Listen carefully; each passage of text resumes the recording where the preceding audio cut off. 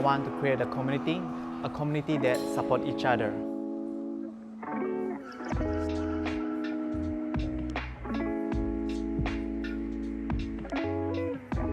Different grind size or the extraction can affect the taste of the coffee, making it highlight the flavor more.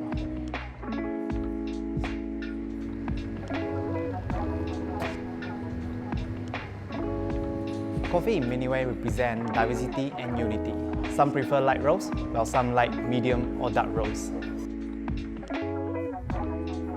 From different country processing methods, different roasting level, to brewing methods, all develop different variety and texture. Everyone has their own preference when it comes to coffee. But despite all, we are all unified by the same medium, by the same little brown beans. And because of that medium, I meet many different faces every day. I want to create a community having different people from different backgrounds comes together, all connected by the same medium. Coffee is art, an art that just needs to be recognized.